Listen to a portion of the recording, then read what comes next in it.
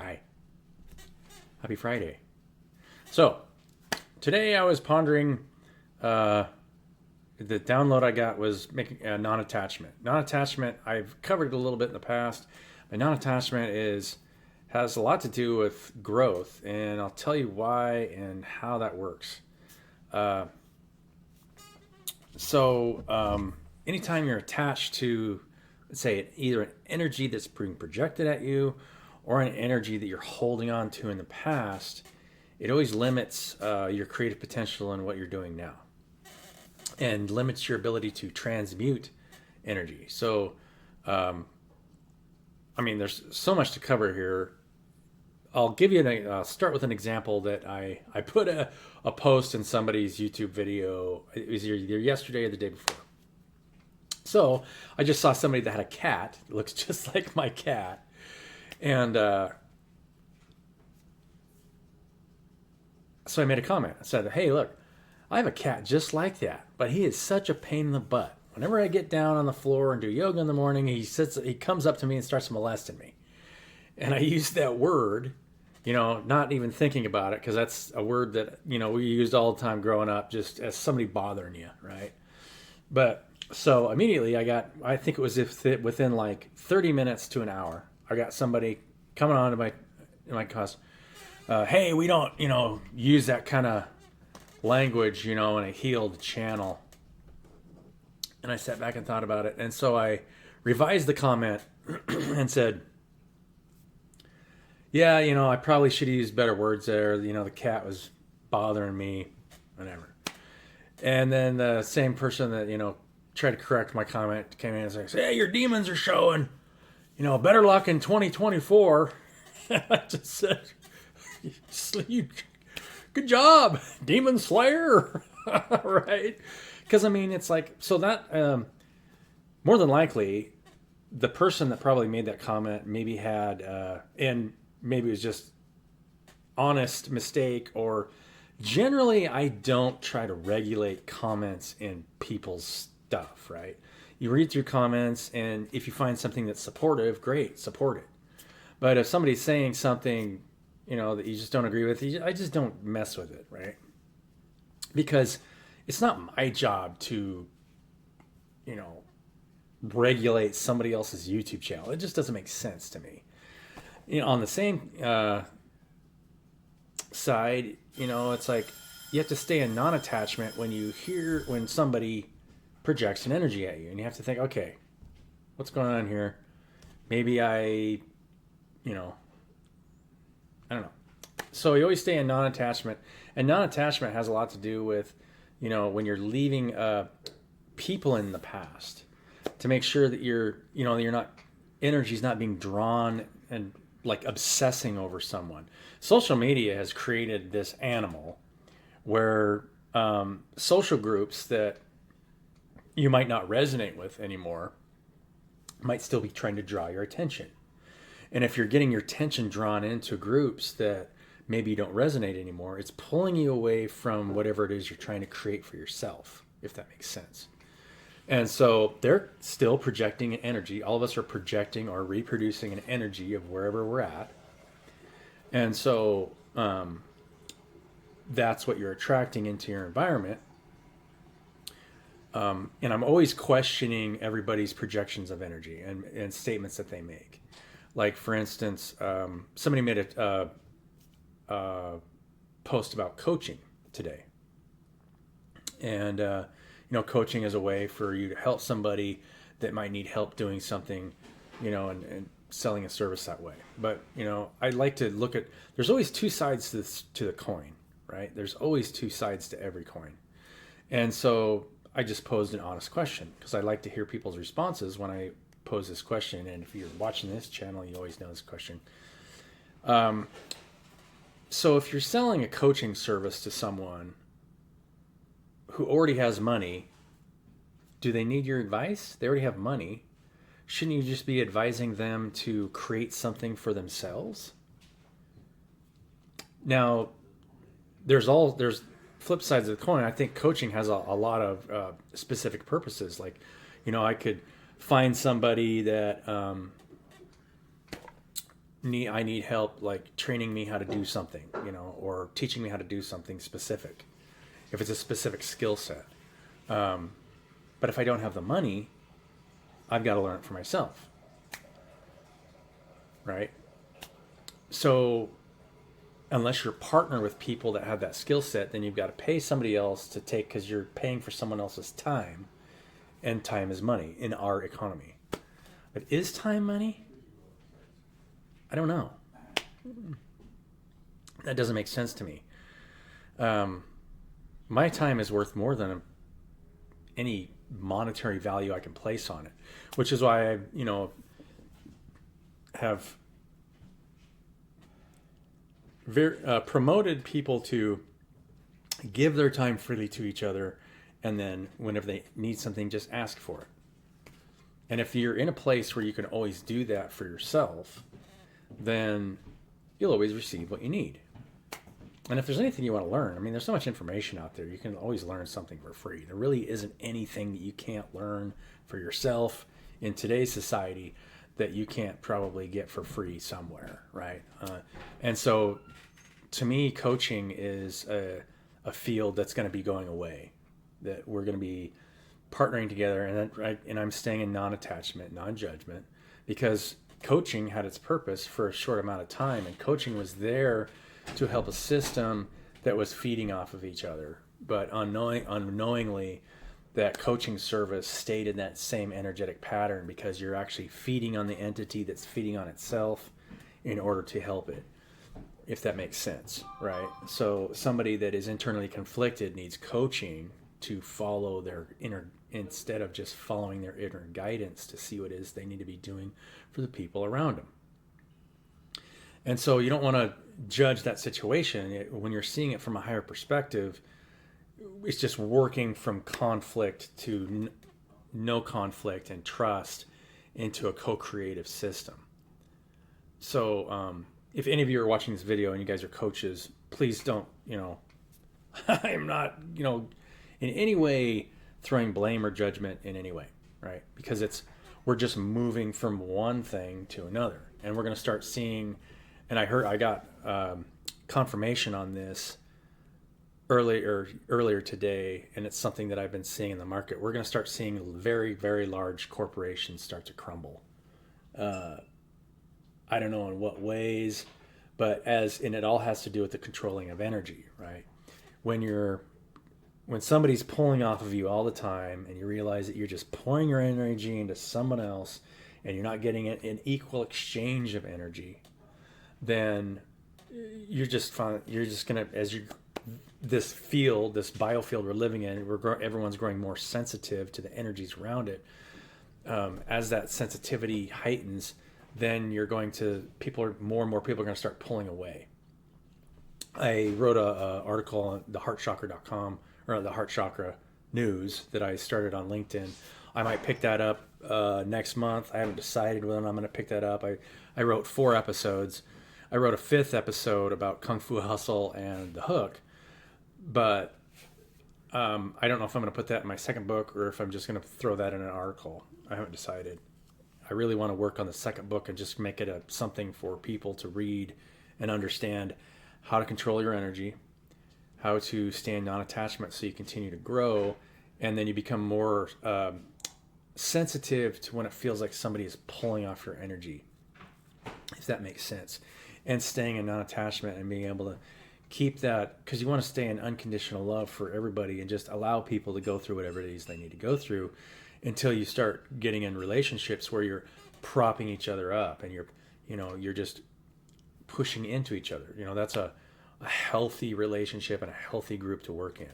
And so right now, that's what I'm working on, is creating at least a business model to let people see how that would look from the outside.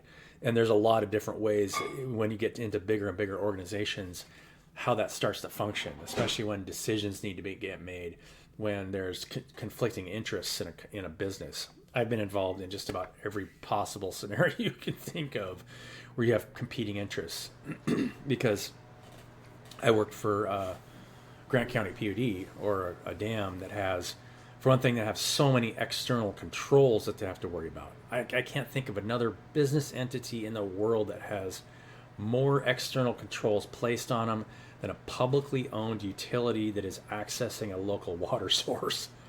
Because the water source comes from Canada, Montana. The Columbia River originates in Montana, so it goes through Canada, comes back down.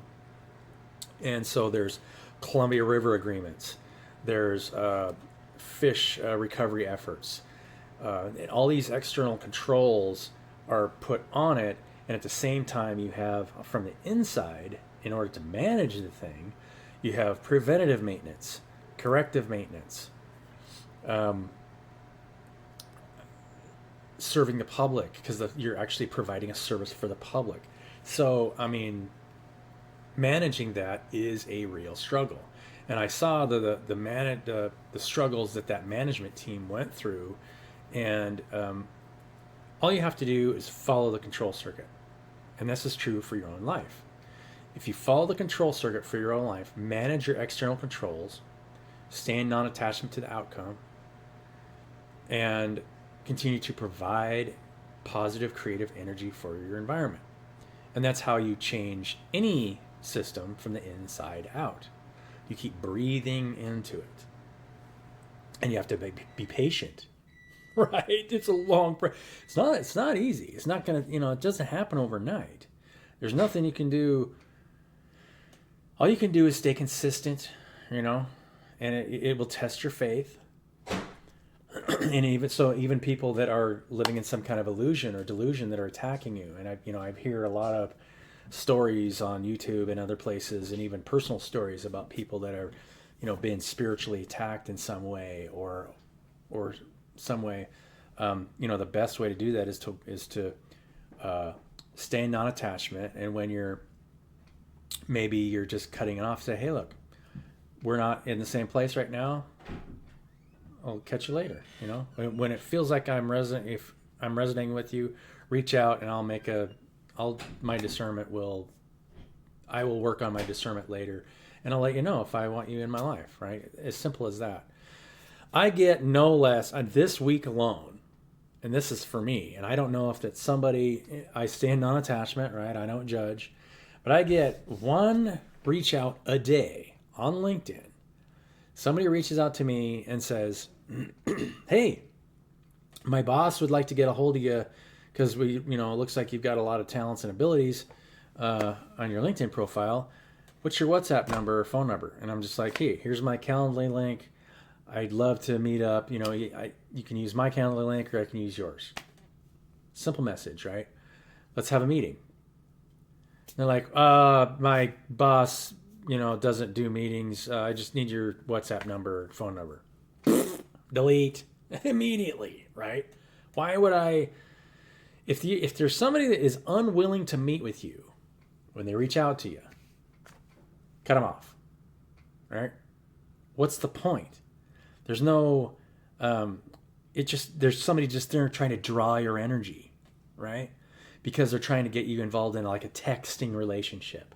Texting relationships really don't hold any water for me, right? If I want to get to know somebody, I want to at least meet you virtually and get to know you. And, depending how close you live, maybe we can meet up sometime. But, or once I meet up with you virtually and we want to start calling each other and talking to each other on the phone, that's great. But to be perfectly honest, I really don't like sending and receiving recorded messages to each other. I think that's one of the most dysfunctional ways to communicate. So if you're watching this video and you have any interest in me at all and want to, get to know me in any way, I'd love to have a meeting with you. And if we're going to communicate with each other, it's going to be in a phone conversation where we can talk directly back and forth to each other. I don't want to record messages to you. I don't want to receive recorded messages from you. If you need specific times to speak, great. All right. Those boundaries, our society is kind of growing dysfunctional because of technology, when you think about it. if technology enables you to not have direct conversations with anybody anymore, that's a problem, right? Um, yeah, it just. But you have to stay in non-attachment, right? I mean, eventually you'll end up just talking to AI all the time. If somebody's going to accept you just talking to each other in recorded messages, then technically once AI gets good enough, you wouldn't have to talk to anybody. You could be talking to 100,000 people and have your AI bot talking to them for you, leaving recorded messages using your voice, because AI now can take voices of people and actually like sing songs of other artists in another artist's voice. Not kidding, right? So think about that for a little bit. Think about where we're going and what boundaries you should be setting to make sure that you're interacting with each other in a healthy way, in healthy relationships. Make sure you're setting the right boundaries. It's just goofy. When you think about it, just totally goofy. The social media experiment is interesting because you're getting a lot of information and a lot of projected energies out there. So you have to make sure that you're staying, in non-attachment and just, okay, what it is that I want to provide for this, right? And so that's just something that I always usually kind of get into a state every morning and think about, how can I provide not only some supportive energy to make it so that I would love to hear the input of the people around me, because I want to make sure that they know that they are important to me if I'm interacting with them in a post, and at the same time question the energy that they're projecting in a non-combative way. Because if you can get people in a questioning mode to think about, okay, let's think about this for a second, especially when it comes to coaching. Because obviously, you're in a much more beneficial environment if you can learn how to trust and set the right relationship boundaries and work together. Because now other people that have less money and need the most help can start working together in a system where you're growing something together. That's when you start building creative energy. There's no creative energy being built when you're just selling coaching services, right? Nothing's being created. You're just feeding off of each other and telling each other what to do. You're not using your creative energy to build something inspired from your heart space, right? Or you're not connecting with other hearts to build something that's creative, right? Love you guys. I'm going to post this video on LinkedIn and Facebook. And if you're watching this video, please give me some feedback about this video and tell me what you think. I'm not here to judge, you just want to make sure that you always question the direction that society's going, why it's going there, and the reason it's going there. Because this is a big soulless thing, and all it is about love.